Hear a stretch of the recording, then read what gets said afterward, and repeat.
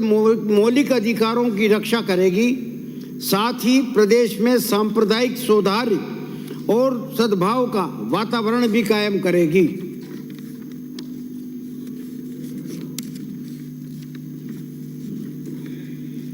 अध्यक्ष जी, राज्यपाल महोदय का जो भाषण है वो मोटे तौर पर सरकार की भावी प्राथमिकताएं और भविष्य में जनहित में लागू होने वाली नीतियों के बाबत तथा सरकार की उपलब्धियां और वो सार्वजनिक महत्व की घटनाएं का एक दस्तावेज होता है। 19 जनवरी को राज्यपाल महोदय ने जो यहां पर भाषण पढ़ा वो एक ऑटो रिक्शा की सरकार का संकल्प पत्र था। है? बोलिए। ऑटो रिक्शा की सरकार का एक संकल्प पत्र था। वो ऐसा लग रहा था जैसे माननीय मुख्यमंत्री जी का एक चुनावी भाषण हो। मैंने राज्यपाल महोदय का पूरा भाषण पढ़ा। बहुत ही नीरस और बिल्कुल निर्जीव भाषण है। मतलब उसको पढ़ने में भी मुझे इतना टाइम लगा और कई बार इतनी उबासियां आई कि जिसकी हद नहीं। उम्र का असर होगा।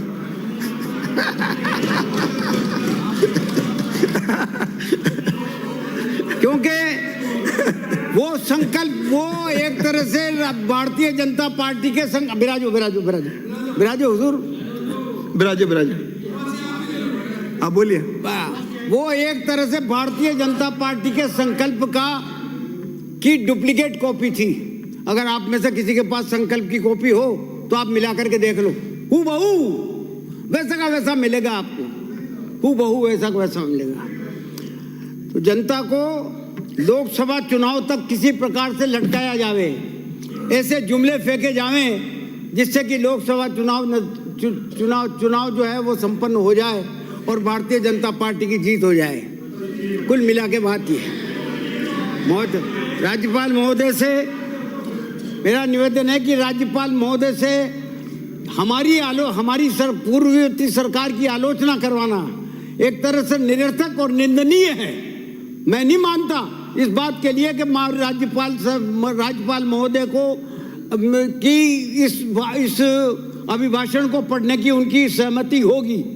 निश्चित तौर पर उनकी सहमति नहीं हो सकती। जो आदमी 5 साल तक लगातार पूर्ववर्ती सरकार की तारीफें करता रहा और लगातार उनको पूरी सरकार को धन्यवाद देता रहा, वो इस तरीके का भाषण कभी दे नहीं सकता। लेकिन संवैधानिक मजबूरी थी, इस वजह से उनको ये जो कुछ आपने कहलवाना चाहता वो कहा गया।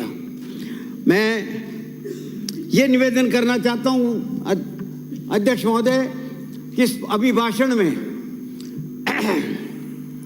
पिछड़े वर्गों का कल्याण, दलित और आदिवासी शब्द ढूंढने से नहीं मिला।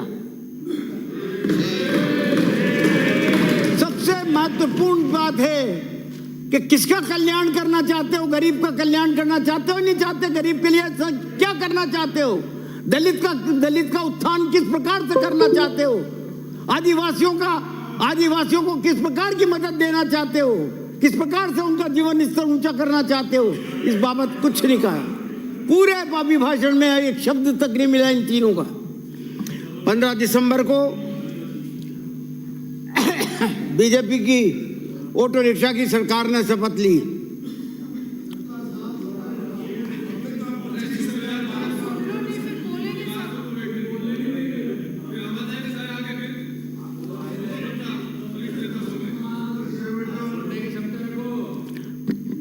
दिसंबर को बीजेपी की ऑटो रिक्शा की सरकार ने शपथ ली। आगे का पहिया मुख्यमंत्री जी और पीछे के 2 पहिए दोनों उप मुख्यमंत्री। और ड्राइवर की सीट पे कौन बैठा हुआ है? हर स्टेट में, राजस्थान की नहीं, तीनों स्टेट में मोदी जी बैठे हुए हैं ड्राइवर की सीट पे।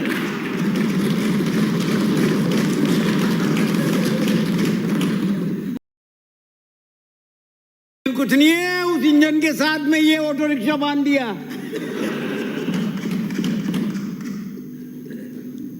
मेरा 12 में आपने लिखा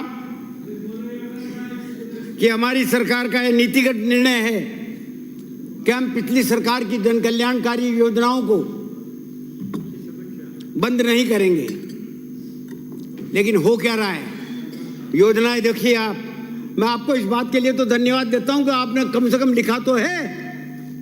मानोगे नहीं मानोगे वो एक अलग आगे की बात है हमारी। और ये भी ये लिखने से ये भी साबित हो गया कि आपने ये तो मान लिया कि पूर्ववर्ती सरकार की द्वारा जो योजनाएं चलाई जा रही थी वो निश्चित तौर पर जन कल्याणकारी थी। इसके लिए मैं आपको धन्यवाद देता हूं। जैसे चिरंजीवी स्वास्थ्य योजना, आरजीएस, ओपीएस, 100 यूनिट बिजली फ्री, किसानों को 2000 यूनिट फ्री, इंदिरा रसोई में रोटी में 50 ग्राम वो आटा क्या बढ़ा दिया और उसका नाम ही बदल दिया, नाम बदल दिया।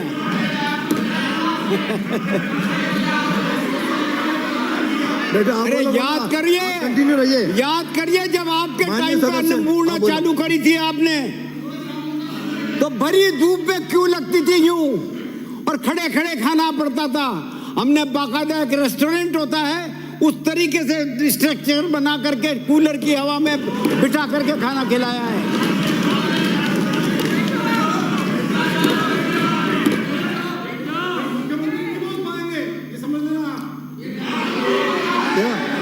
ये मत करिए माननीय सदस्य, ये काम मेरा है, आप नहीं बोलने दोगे तो आप माननीय सदस्य, अरे फिर आपके इनको भी नहीं बोलने देंगे, सब मत बोलो।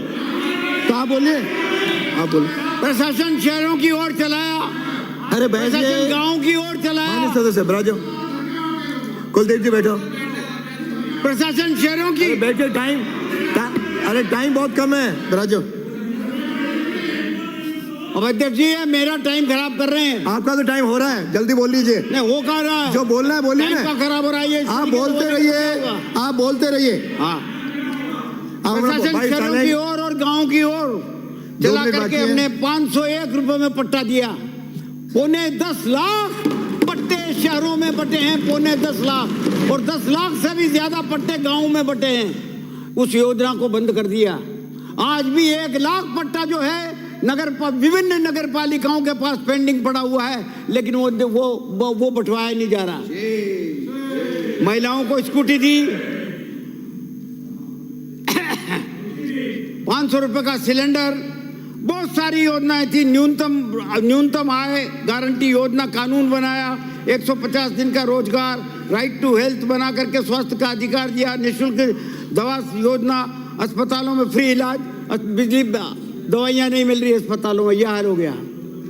मुख्यमंत्री जी से निवेदन मेरा है, गर्ग साहब वो मुख्यमंत्री जी आए तो उनको याद दिलाना कि इस बात का जवाब कम से कम अपनी उसमें देवे, अपनी स्पीच में देवे कि किन किन जन कल्याणकारी योजनाओं को वो बंद करना चाहते हैं और चलाना चाहते हैं, तो बदल करके किस तरीके से चला चाहते हैं। क्योंकि नाम बदलने में तो आप जैसे नीतीश कुमार कुर्सी बदलने में मास्टर है, वैसे ही नाम बदलने में भारतीय जनता पार्टी मास्टर है।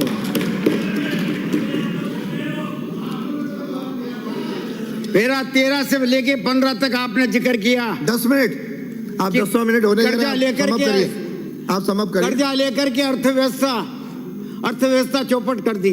मैं आपको बताना चाहता हूँ, एमपी को ले लो, यूपी को ले लो, गुजरात को ले लो, इनको भी छोड़ो, आप तो सेंट्रल गवर्नमेंट को ले लो। आजादी के बाद कुल मिलाकर के 65 सालों में कांग्रेस के टाइम पर सिर्फ 55 लाख करोड़ रुपए का कर्जा लिया था, लेकिन आपने 10 साल के अंदर 2014 से लेकर के और आज तक 14 लेकर के 155 लाख करोड़ रुपए का कर्जा लिया, और कुल मिलाकर के भारत की जनता पर 205 लाख करोड़ रुपए का कर्जा जो है लाद दिया। हर व्यक्ति 1 लाख रुपए के नीचे है, आज 1 लाख रुपए का कर्जा नीचे है। न किसी को रोजगार मिला, न मैन्युफैक्चरिंग से कोई जो है उत्पादन बढ़ पाया, औद्योगिक उत्पादन नहीं बढ़ा, एमएसएमई बर्बाद हो गए, चरमरा गए सारे के सारे, जॉब क्रिएशन बंद हो गया। अब इंडियन मॉनेटरी फंड ने ये चेतावनी दी है भारत सरकार को कि तुम्हारी जीडीपी जो है वो कर्जे के बराबर हो गई है। अब अगर कर्जा लिया तो पाकिस्तान और लंका की जैसी हालत हो जाएगी। श्री छोटू सिंह ब्राज जी, आप बहुत पुराने हैं, टाइम के अर्थव्यवस्था पक्के। को ब्राज जी, हो गया 12 मिनट हो गए, उसका तो सम्मान करो। 3:10 पे आपने शुरू किया, 3:10 के 3:22 हो रहे हैं। मेरे को सभी सदस्यों को बुलवाना। अभी तो मैंने चालू हो गया किया आपका, है हो गया। मैंने। माननीय छोटू सिंह, अभी तो चालू किया है, हो गया 10 मिनट। ये क्या ये 10 क्या मिनट हो व्यवहार गए, है उसके आपका? 12 मिनट हो गए माननीय सदस्य। अभी भाषण में माननीय सदस्यों ने अपना अपना मत व्यक्त किया। काट दिया मैंने। उसी क्रम में मैं निवेदन करना चाहता हूं माननीय अध्यक्ष किसी ने जी, किया है? पूर्ववर्ती सरकार द्वारा विगत 5 वर्षों में प्रदेश देश की जनता से कई बार